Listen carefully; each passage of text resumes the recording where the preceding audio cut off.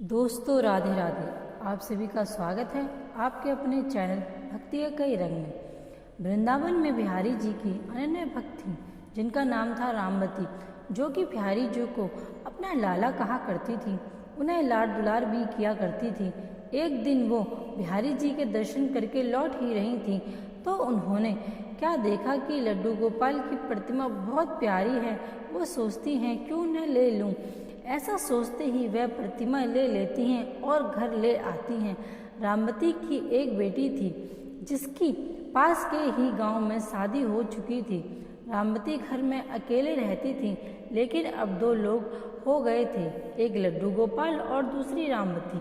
लड्डू गोपाल को रामवती बहुत प्यार से रखा करती थी और दिन रात उनकी सेवा में लीन रहती थी।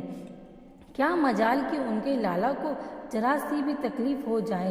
एक दिन की बात है, रामवती अपने लाला को भोग लगाने के बाद लाड दुलार करने के बाद विश्राम करवा देती हैं और खुद भी थोड़ी देर के लिए विश्राम करने चली जाती हैं। तभी उसे जोर जोर से हिचकियाँ आने लगती हैं और वह इतनी बेचैन हो जाती हैं कि उसे कुछ भी नहीं सूझ रहा था और वो दौड़कर लड्डू गोपाल जी के पास पहुंच गई और बैठकर बोली, लाला कहाँ, क्या हुआ, तुम मुझे याद कर रहे हो? क्या बात है लाला, बोलो। अरे लाला, लगता है मेरा लाला डर गया, गलती हो गई, मैंने अकेले कमरे में छोड़ दिया तुम्हें। अब चलो साथ में बैठते हैं और राधे राधे बजते हैं, ठीक है? ऐसे बात करने लगी।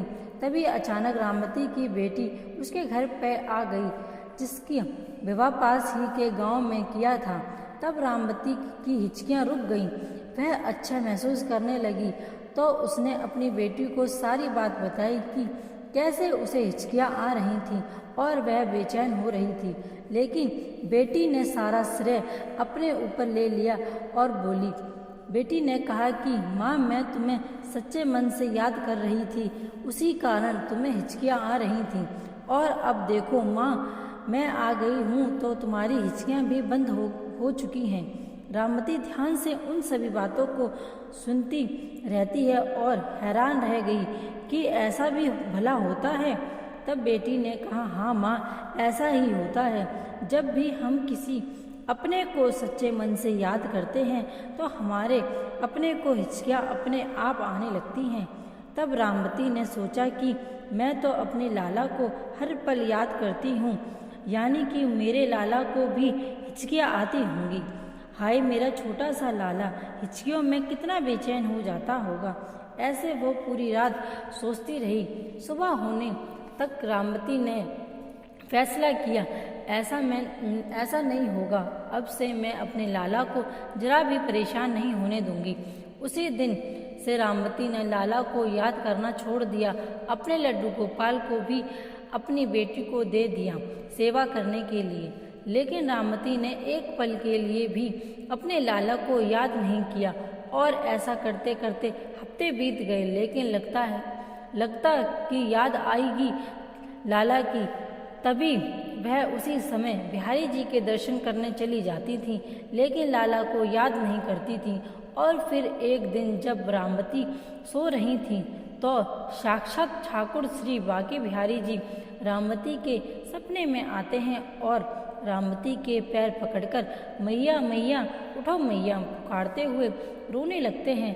रामवती फौरन जाग उठती हैं और उठकर लाला लाला लाला कहने लगती हैं और बोलती हैं कि लाला मेरे प्रभु, आप तो उनको भी नहीं मिल पाते जो समाधि लगाकर निरंतर आपका ध्यान करते रहते हैं।